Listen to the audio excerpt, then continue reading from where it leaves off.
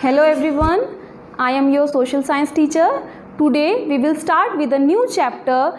Chapter name is Globe, Latitude and Longitude. Let me tell you, we have already done our first chapter, the Earth in our solar system. ठीक है, अर्थ हमारे solar system में. तो उस chapter में आप पहले ही पता कर चुके हैं कि जो अर्थ की स्फीयर होती है, अर्थ की जो शेप होती है, क्या वो गोल होती है? नहीं. अर्थ की शेप को आप क्या कहते हैं?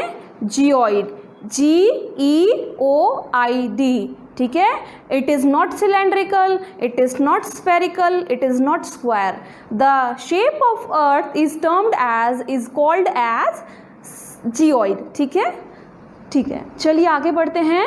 Globes, latitudes and longitude. आज हम ओनली ग्लोब के बारे में पढ़ने वाले हैं. लैटिट्यूड और लॉन्गिट्यूड क्योंकि इसी चैप्टर के सब पार्ट्स हैं, तो इसको हम अलग अलग वीडियोस में पढ़ेंगे जो कि आपके लिए मैंने डिवाइड करे हैं. आज जस्ट हम पढ़ेंगे ग्लोब. ग्लोब होता क्या है, दिखता कैसा है, काम कितने तरह के आते हैं, शेप क्या होता है, साइज़ क्या होता है.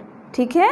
तो हम सबसे पहले स्टार्ट करेंगे ग्लोब के ही इंट्रोडक्शन से कि ग्लोब का वेरियस साइज एंड शेप होता है. आप सभी को पता है, अभी मैं बता भी चुकी हूँ. आपके स्कूल में भी, लैब में भी होगा ग्लोब, है ना. आप सभी के घर में भी होता है, फ्रेंड्स के पास भी होता है, रिलेटिव्स के पास भी होता है. ठीक है. आप लोग गेम्स भी खेलते हो, अपने भाई बहन से पूछते हो कि ये कंट्री बताओ कहाँ पे सिचुएटेड है, बताओ इंडियन ओशन कहाँ है, स्विट्ज़रलैंड फाइंड आउट करो, है ना. So many thing you use to do. ठीक है. तो मैं सबसे पहले क्या बता रही थी आपको, it is of various size and shape. बहुत तरह के साइज़ का होता है, शेप का होता है. When I am talking you with in terms of size and shape, it doesn't means कि ग्लोब का शेप ऐसे करके ऐसे हो जाता होगा. नहीं, वो ग्लोब ही रहता है, गोल ही रहता है. बट साइज एंड शेप मतलब छोटा. पॉकेट वाले ग्लोब भी तो आते हैं, इतने वाले. ठीक है. स्कूल में बड़े वाले मॉडल होते हैं अर्थ के, ग्लोब के. ठीक है. ऐसे ही हमारे पास अलग अलग तरह के शेप के, साइज़ के ग्लोब हमारे पास मार्केट में अवेलेबल होते हैं. तो you don't have to be confused कि ये बड़ा है तो ये ग्लोब नहीं है, छोटा है तो ग्लोब नहीं है. ठीक है. बहुत साइज़ के, बहुत शेप के आते हैं. It can spin and rotate. कौन? अर्थ. यस. अब अर्थ का ट्रू मॉडल कौन है? ग्लोब है. तो वो भी उसी दिशा में, उसी तरह से मूव करता है, स्पिन करता है, मतलब घूमता है. समझ में आ गई आपको बात कि वो एक तो ट्रू मॉडल होता है अर्थ का, और वो अलग अलग शेप एंड साइज में होता है, और वो धरती की ही तरह घूमता भी है. ठीक है. Countries, continents and ocean are shown. अभी मैंने आपको रेफरेंस दिया था.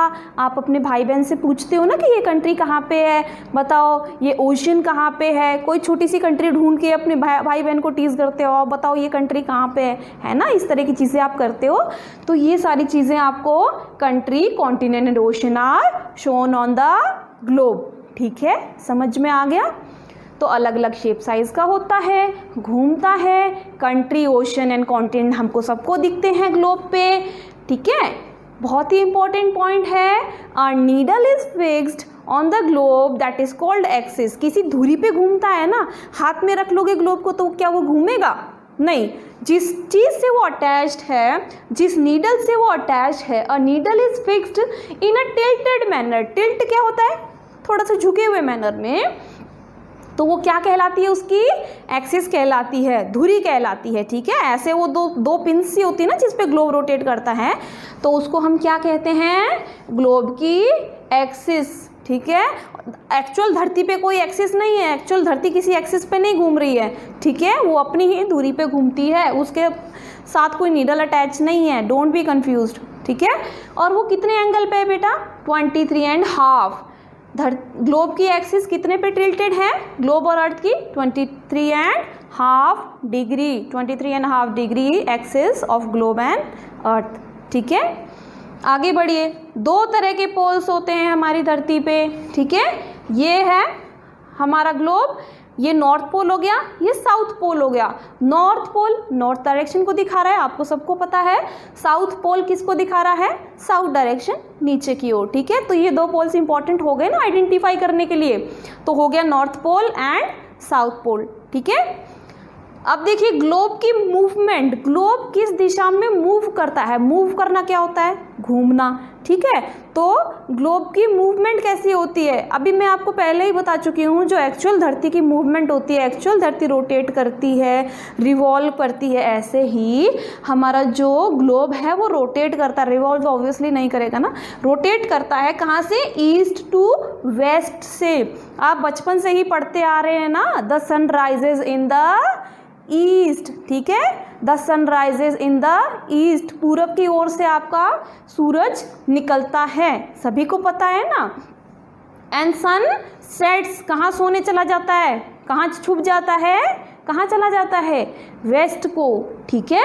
तो उगेगा कहाँ से, ईस्ट को, इट मीन्स वो वाली डायरेक्शन, वो वाला एरिया उसका पहले आया ना। तो ग्लोब की जो मूवमेंट होती है वो ईस्ट टू वेस्ट होती है, इसलिए पहले सनराइज यहाँ होता है, उसके बाद यहाँ दिखता है वेस्ट में, ठीक है।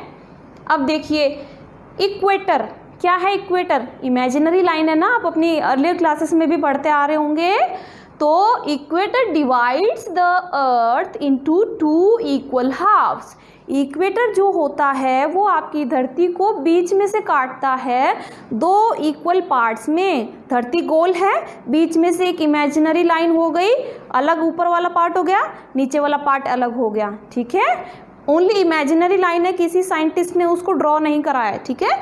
तो उसको क्या कहोगे आप, इक्वेटर, उस इमेजिनरी लाइन को आप क्या कहोगे, इक्वेटर कहोगे, ठीक है। अब जब इसको बांट दिया गया है तो ऑब्वियसली उनके नाम कोई दिए गए होंगे ना। तो नॉर्थ वाले पार्ट को क्या नाम दिया है, नदर्न हेमिस्फीयर, नॉर्थ हाफ को, नॉर्थ हाफ मतलब मैंने नॉर्थ हाफ क्यों कहा है, हाफ क्या होता है, आधा, नॉर्थ आधा जो भाग कट गया इक्वेटर से, उस नॉर्थ हाफ को क्या कह देंगे हम, नदर्न हेमिस्फीयर। दूसरा साउथ हाफ, जो नीचे वाला पार्ट बच गया, आधा भाग बच गया जो धरती का, जो कि इक्वेटर से कटने के बाद, जो इक्वेटर से इक्वल डिवाइड होने के बाद बच गया, उसको क्या कहेंगे, सदर्न हेमिस्फीयर। तो वेरी इंपॉर्टेंट टू थिंग्स, कौन कौन से टू हाफ्स में डिवाइड हो रहा है, northern hemisphere and southern hemisphere. North half is termed as northern hemisphere, south half is termed as southern hemisphere. समझ में आ गई आपको बात, ठीक है। दो हाफ हो गए और उनके नाम पड़ गए, किसने काट दिया, इमेजिनरी लाइन ने काट दिया ना, उसका नाम क्या दे दिया है, इक्वेटर। यहाँ तक समझ में आया। लास्ट पॉइंट पे चलिए, all parallel circle from equator to poles, all parallel circle, ये आपकी धरती है, ऐसे ऐसे भी कट रहे हैं और ऐसे ऐसे भी लाइंस कट रही हैं, इमेजिनरी लाइंस। इन सबको आप किस नाम, क्या नाम दोगे, पैरेलल्स ऑफ लैटिट्यूड, बिकॉज ये आपका चैप्टर लैटिट्यूड एंड लॉन्गिट्यूड के बारे में है, इसके बारे में हम बाद में पढ़ेंगे। आज मैंने थोड़ा सा डिस्क्रिप्शन, आपको इंट्रोडक्शन दिया था ग्लोब के बारे में। इस टॉपिक पे हम नेक्स्ट वीडियो में मिलते हैं। तो आई होप आपको मेरा लेक्चर समझ में आया होगा और हम जल्दी एक नई वीडियो के साथ, इस टॉपिक के साथ आपके सामने मिलेंगे।